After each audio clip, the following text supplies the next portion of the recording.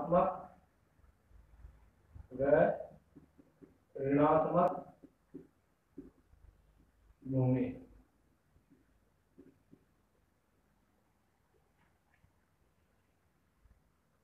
Positive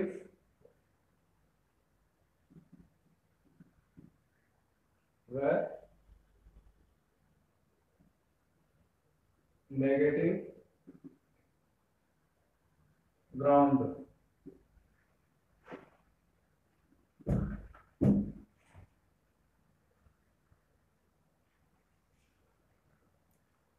दोस्तों, जितने भी स्वचालित वाहन होते हैं उनमें बैटरी के एक टर्मिनल को वाहन की बॉडी से जोड़ा जाता है या ग्राउंड किया जाता है या भूमि, तो इसको ही अपन ग्राउंड कहते हैं।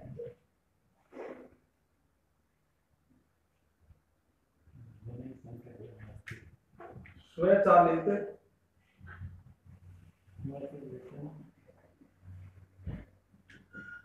वाहनों में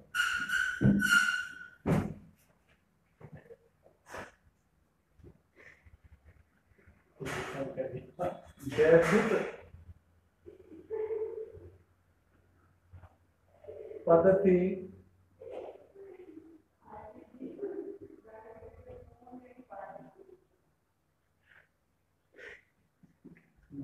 में बैटरी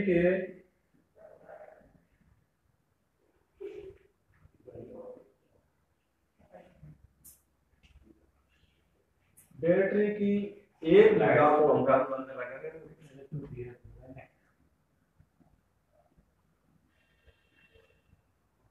वाहन के धातु भाग से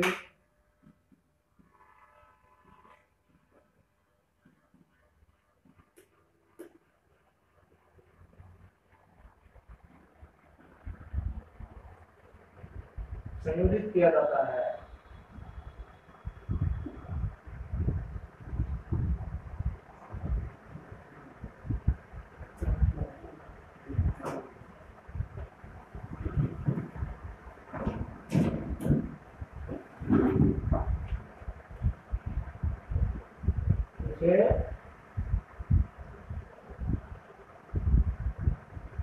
इसी को अपन भूमि कहते हैं।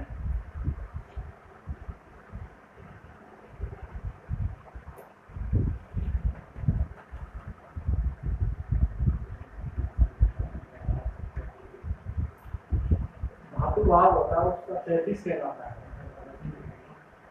धातु भाग होता है वह 33 कहलाता है नाम का।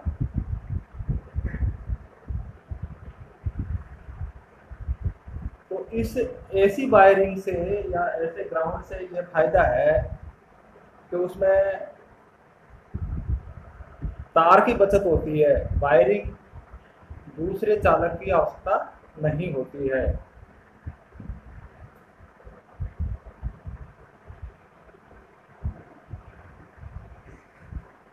इसके लिए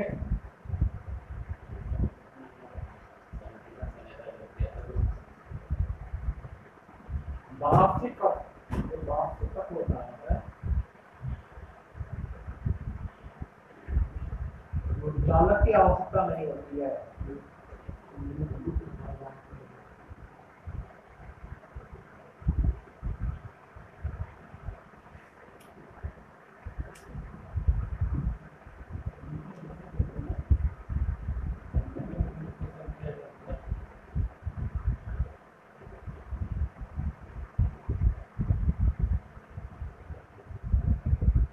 तो बच्चों, जैसे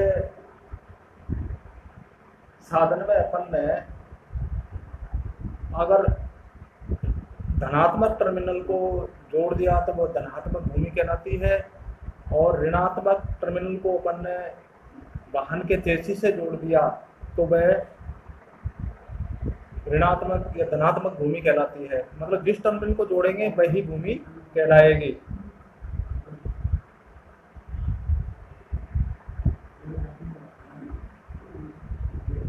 अधिकतर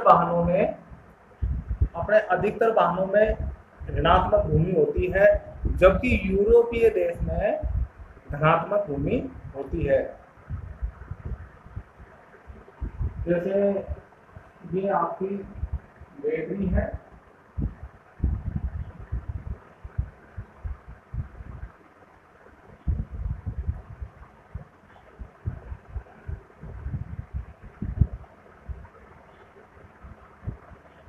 इसमें एक ही तार का प्रयोग किया गया है। दूसरा तार आपको इसकी 33 से प्राप्त होता है।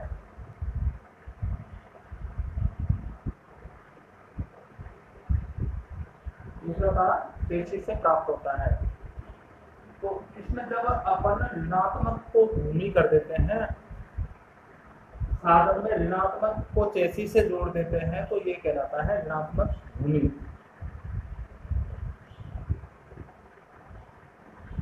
या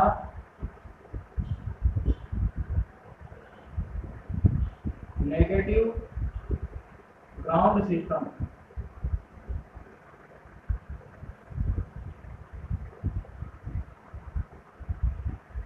नेगेटिव ग्राउंड सिस्टम में धारा, आपको पता है धारा प्लस से माइनस की ओर देती है, तो धारा की दिशा इस तरह की होगी। जब अपन धनात्मक टर्मिनल को चेसिस से जोड़ते हैं तो उसको कहेंगे अपन धनात्मक भूमि सिस्टम या positive ground system.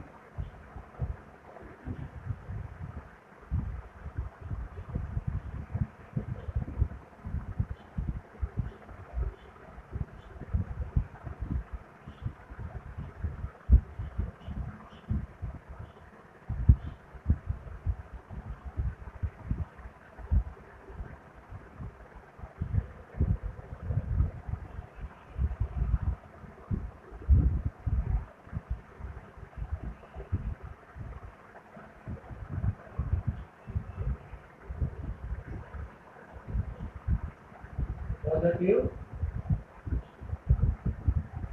Ground system. Positive ground system में धारा की दिशा नेगेटिव ग्राउंड सिस्टम के विपरीत होगी। आप लोगों को पता है कि धारा प्लस से माइनस की ओर रहती है, तो इसमें धारा की दिशा इस तरीके से होगी, भूमि से होती हुई लोड को जाएगी।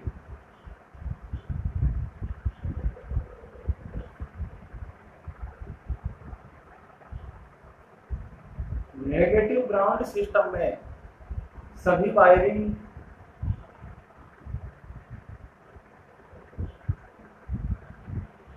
धनात्मक विभव पर होती है, और पॉजिटिव ग्राउंड सिस्टम में सभी वायरिंग या तारण कहते हैं वह ऋणात्मक विभव पर होती है।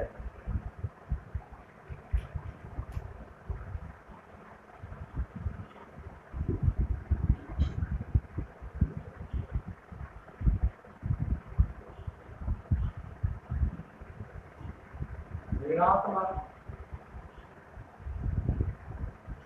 भूमि पद्धति में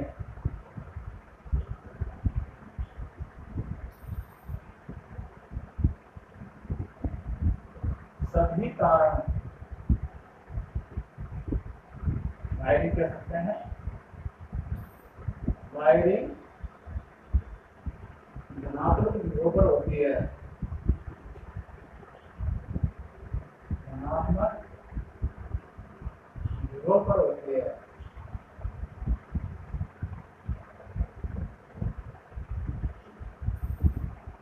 और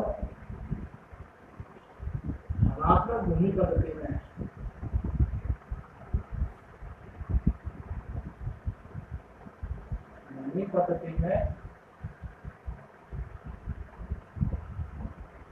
सभी तारण वायरिंग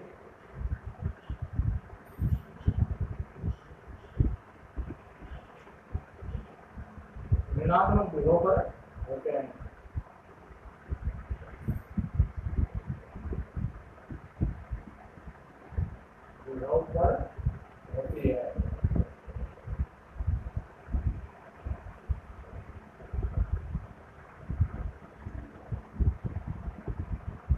ये दोनों पद्धतियां हैं। दोनों पद्धतियों में धारा प्रवाह की दिशाएं एक दूसरे के विपरीत है, जो आपको डायग्राम से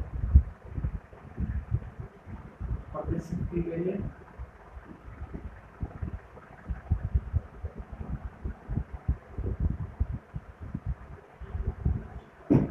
अब जो अपन ने जो वाहन के धातु भाग से या चेसिस से इनको ग्राउंड किया है, तो इनके लिए भूमि शब्द उचित नहीं है। क्यों नहीं है? कि भूमि का मतलब होता है अर्थ, तो अर्थ तो उसको अर्थ किया जाता है जमीन से, जबकि साधन में पहिए होते हैं, पहिए के ऊपर साधन चलता है, तो साधन की चेसिस भूमि से संपर्क में नहीं है, इसलिए भूमि शब्द उचित नहीं है। तो इसके लिए इसको चेसिस ग्राउंड कहते हैं।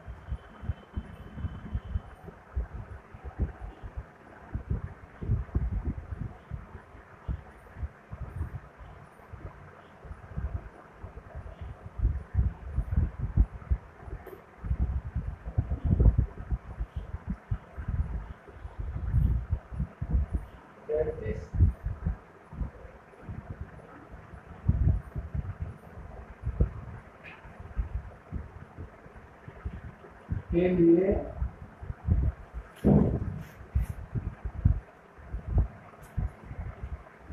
भूमि शब्द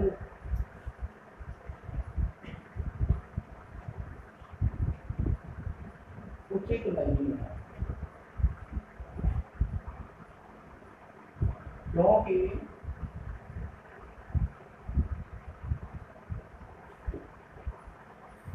वहां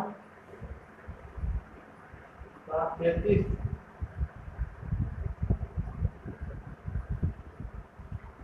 भूमि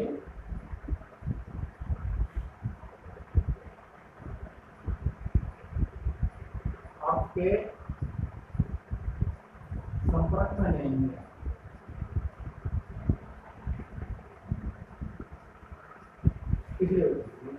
इसलिए इसका नाम क्या दिया? Chassis ground.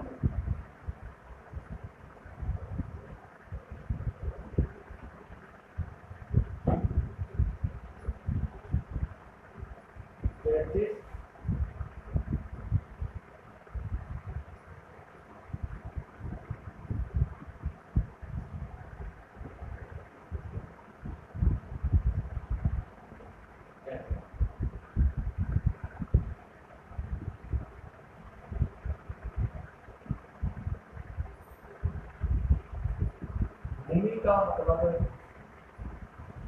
भूमि का अर्थ या मतलब भू संपर्कन से होता है।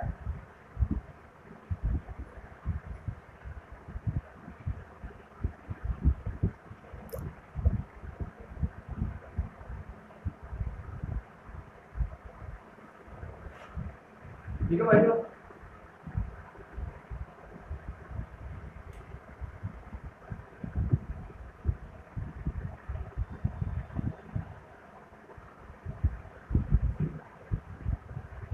आपको इसके लिए सिंबल बता रहा हूं मैं, भू संपर्कन और चेसिस ग्राउंड।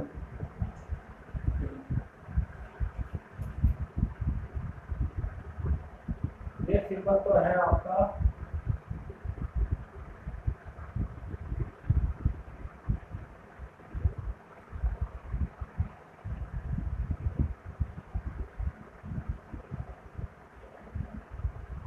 ग्राउंड का, इसको भू संपर्कन कहते हैं।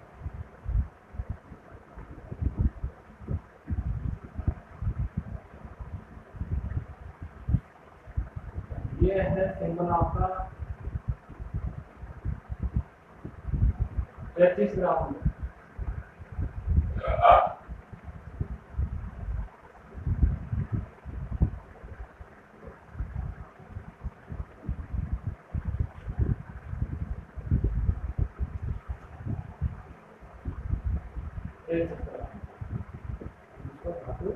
नाम लिख लेते हैं।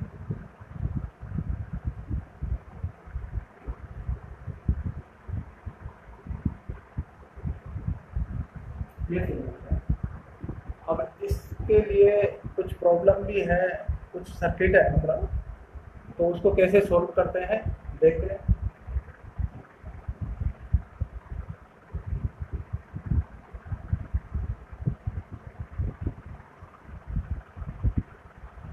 ये आपका स्रोत है,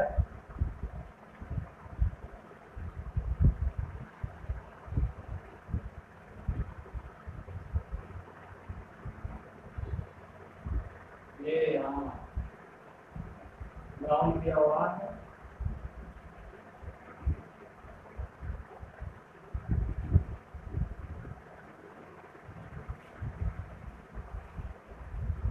तो ये प्रतिरोध R1 है, ये आपका R2 है, इसका मान 100 ओम है, इस स्रोत की वोल्टता है वो 100 वोल्ट है, इसका मान भी 100 ओम है।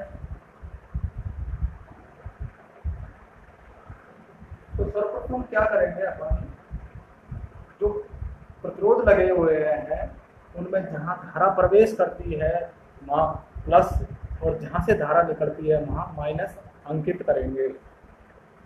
तो इस प्रतिरोध में R1 प्रतिरोध में धारा जो प्लस की तरफ है वहां से प्रवेश करती है तो यहाँ प्लस, और जहां से धारा निकलती है वहां माइनस। अब अपन को पता है कि नेगेटिव ग्राउंड करते हैं तो धारा की दिशा ये होती है, पॉजिटिव ग्राउंड करते हैं तो धारा की दिशा ये होती है। तो ये धारा इस तरीका से बदलेगी।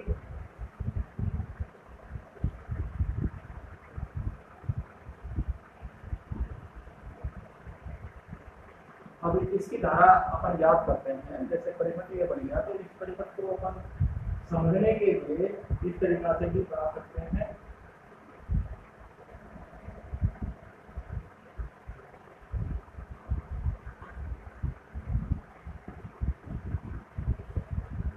R1 R2 है, इसमें धारा की दिशा इस सर्किट की तरह ही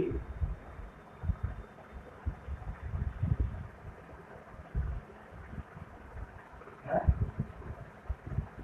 तो इसमें जब वोल्टा भी है तो इससे तुलना करने पर अपन इसका कुल प्रतिरोध निकालेंगे। तो इसमें कुल प्रतिरोध इस सर्किट की तरह कैलकुलेशन करेंगे तो क्या जाएगा कुल प्रतिरोध। कुल प्रतिरोध अपन जानते हैं कि श्रेणी परिपथ में कुल प्रतिरोध व्यक्तिगत प्रतिरोधों के योग के बराबर होता है। तो R बराबर हो गया R1 प्लस R2 के, तो कुल प्रतिरोध कितना हो गया 100 प्लस R1 का मान 100 ओम है, R2 का मान 100 ओम है, तो 100 प्लस 100 बराबर 200 ओम। जब प्रतिरोध का मान अपने पास 200 ओम आ गया तो विद्युत धारा I का मान क्या होगा, तो विद्युत धारा I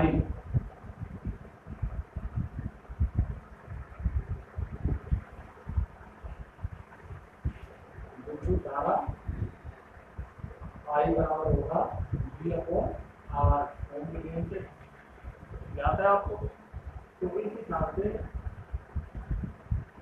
तो वोल्टा है क्योंकि, और टोटल प्रतिरोध 200 ओम है, बराबर हो गया 0.5 एम्पियर।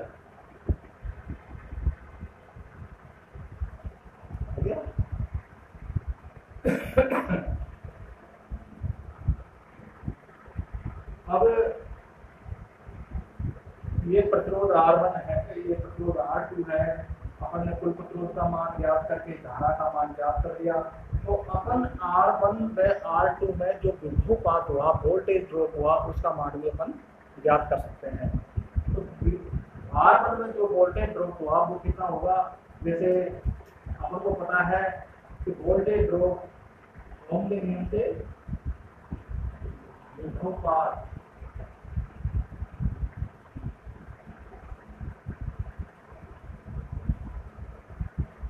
इसको अपन IR ड्रॉप भी पढ़ा था कल।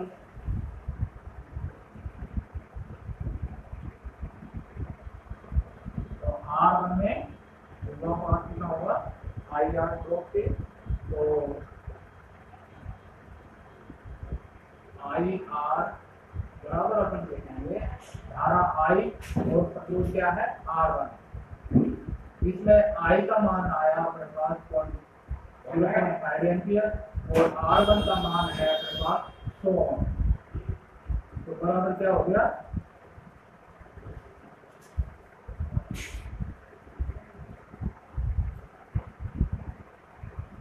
50 वोल्ट।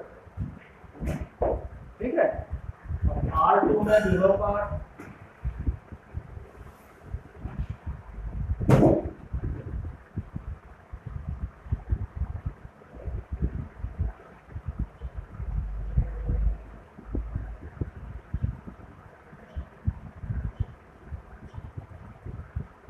बराबर, इसमें भी धारा का मान सीरीज परिपथ है तो धारा का मान 1 हुआ, तो धारा का मान 1 है तो इंटू R2 का मान 100 ओम है तो 100 ओम लिख दिया, तो बराबर हो गया 50 वोल्ट।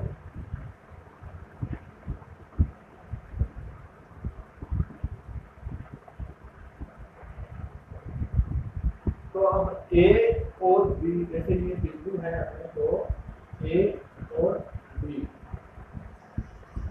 तो इनकी ध्रुवता ज्ञात करेंगे। तो ज्ञात करने के लिए क्या है,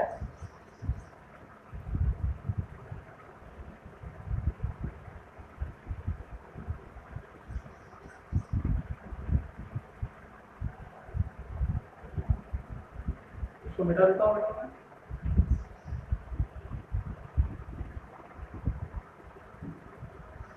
इस डायग्राम में बिंदु A की ध्रुवता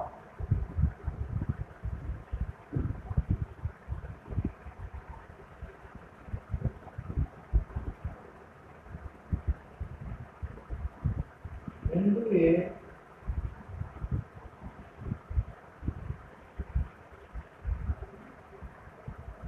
50 वोल्ट है, बिंदु A में 50 वोल्ट है और भूमि के सापेक्ष अधिक धनात्मक है। कहने का मतलब भूमि जो ऋणात्मक है उसके सापेक्ष ये अधिक धनात्मक है और भूमि के सापेक्ष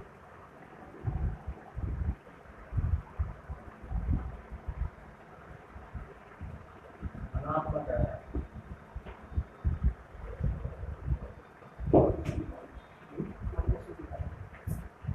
बिंदु B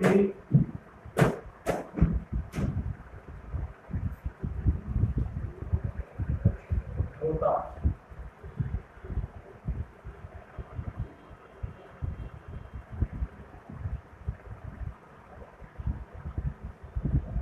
बिंदु B 50 वोल्ट है और भूमि के सापेक्ष अधिक ऋणात्मक है।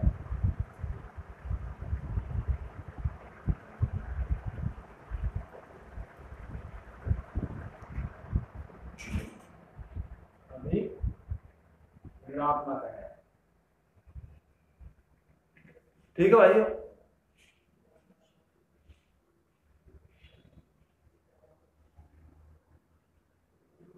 तो कहने का मतलब ये हुआ स्रोत के जिस टर्मिनल के नजदीक जो पॉइंट है उसकी ध्रुवता उसी प्रकार की होती है। अब एक बिंदु है जो इस बैटरी के धन टर्मिनल के ज्यादा नजदीक है तो इसकी ध्रुवता धनात्मक हुई, और बी